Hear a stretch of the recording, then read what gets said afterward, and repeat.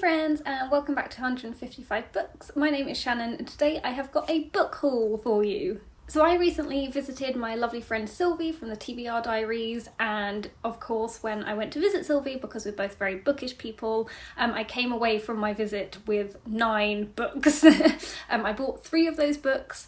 2 were a birthday present from Sylvie and the other 2 were sort of books that she was clearing out that she wanted me to have, that were actually on my list for me to buy anyway. So yes, I've got a little haul to share with you today and I'm very excited because I haven't bought books in a while, so very excited to share these. So this first book is a book that I've been waiting to come out in paperback for ages, probably like over a year, because I don't know when this book originally was released, but as soon as the hype around it before its release anyway, so I was really excited about it, but then I realised they were only releasing it in hardback, and I do try to avoid hardbacks at the moment because A, they're more expensive, and then if I read the book and I don't really enjoy it or want to pass it along, you know, it's a hardback rather than a paperback. So I was patient and I waited for the paperback release of this book, but I'm so glad I own it now and I cannot wait to read it. But the book I'm talking about is I Kissed Shara Wheeler by Casey McQuiston. So all I really know about this is that it's a sapphic, either YA or new adult romance book that's set in a sort of like school setting, which I love. I always love sapphic romance books that are either YA or new adult that are setting like a school setting. I don't know why, I just love that. But I'm going to read the blurb because obviously that is the thing that caught my attention and has made me want to read this book ever since it was released, because the synopsis just sounds wild.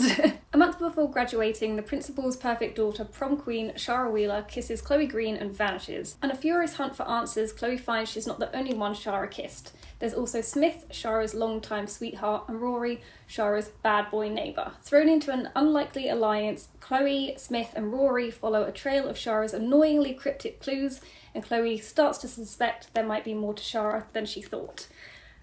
I mean, I have no idea what that means, but I'm excited. So yes, I really hope I can get to this one soon, especially because for me, sapphic YA / new adult like romance books are very like summery to me, so I really hope I can get to this one in summer because, like I say, it's been long anticipated and I'm so glad I was patient enough to wait for the paperback, because she is also gorgeous, can we just. Another book that I was patient enough to wait for the paperback of is Stone Blind by Natalie Haynes. So this was kind of like perfectly timed because, as you may know, I recently finished Medusa by Jessie Burton. I'll leave my recent 5-star reads video in the description box if you want to check out my review for that.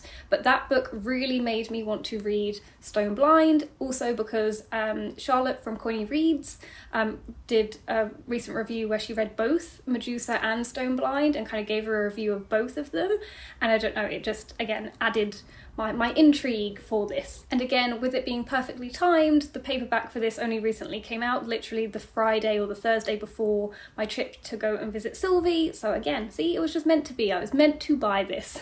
Because I want to get into more myth retellings, this will be the first sort of in-depth myth retelling I will attempt to read when I get round to it, after The Song of Achilles, which I DNF'd and did not like. So I am really hoping I love this, and again, Natalie Haynes is much loved in the sort of myth retelling genre, and again, this will be my first Natalie Haynes book when I do end up reading this one. And as you may have already picked up, obviously this one is a retelling of Medusa's story, but I have been told that rather than being from the perspective of Medusa, it's mainly the story sort of the people around her, which again, I'm excited to sort of read that kind of version of her story. And again, can we please just take a moment to appreciate the cover? This is a gorgeous paperback, and I think it's actually nicer than the hardback, in my opinion, but that's just because I'm a very big fan of blue. So yeah, the blue and red, really like that. And the third book I bought, I kind of picked up on a little bit of a whim, but it's also one that's been on my radar and one that I've wanted to read for a little while, since it won the Man Booker Prize in 2022, so that was last year. But that is The 7 Moons of Marley Almeida by Shihan Karuna Tilaka. So I do believe that he was the first Sri Lankan writer to ever win the Man Booker Prize, and that initially sort of like caught my attention. And then when I read the synopsis, it just sounds amazing, and definitely the kind of book that I would enjoy and get a lot out of. Again, I'm going to read the blurb because it's a very difficult one to sort of like explain off the top of my head, and again, it's always the blurb that normally catches me and gets my interest. That's why I like reading the blurbs.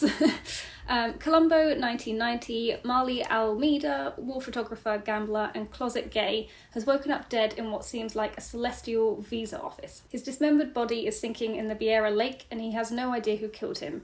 At a time when scores are settled by death squads, suicide bombers and hired goons, the list of suspects is depressingly long, as the ghouls and ghosts who cluster around him can attest. But even in the afterlife, time is running out for Marley. He has 7 moons to try and contact the man and woman he loves most and lead them to a hidden cache of photos that will rock Sri Lanka. I think what interested me most about this is that it just sounds like such a unique read. It doesn't sound like anything else I've ever read or heard of before, which is obviously one of the reasons why I picked it up and bought it. I really hope I can get to this one soon, and again, can we please appreciate how gorgeous this cover is?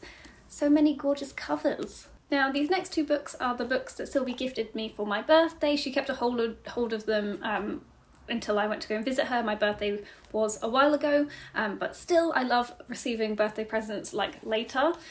It just gets me all excited, and I wasn't expecting this either. So again, added books, and they're books that were not on my wish list because I've privated my wish list, but another video is coming soon about that.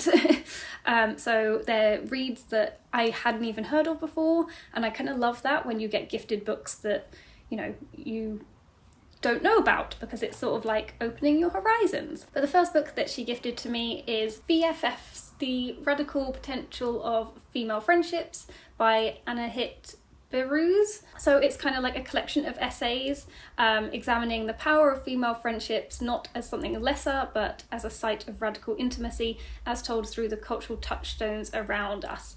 So this one, I've already kind of skim read one of the essays that's on personhood, because if you don't know me, there's 2 like key words. If something contains the word personhood, then yes, just sold.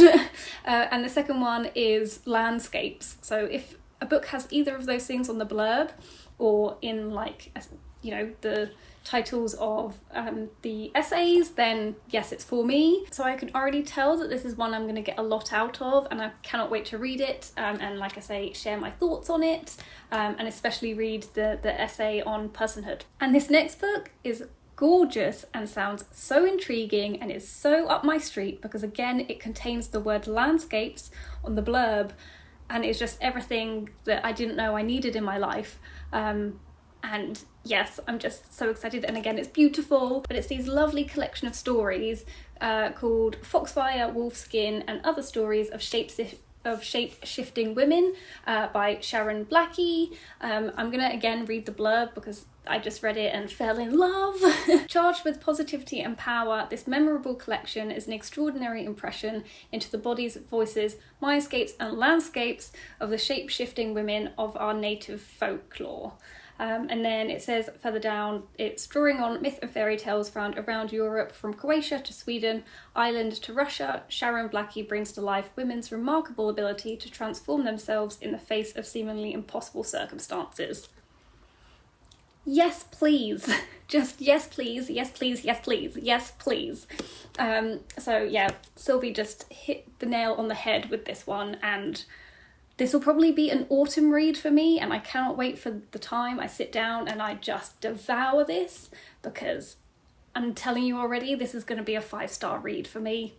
I'm calling it now. And again, with the beautiful, beautiful covers, because she is gorgeous. Absolutely gorgeous.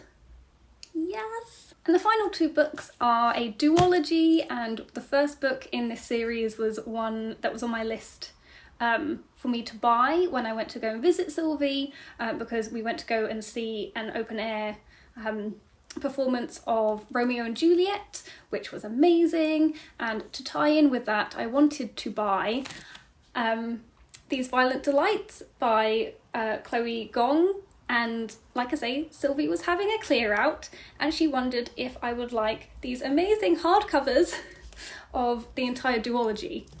So I feel like I lucked out with that.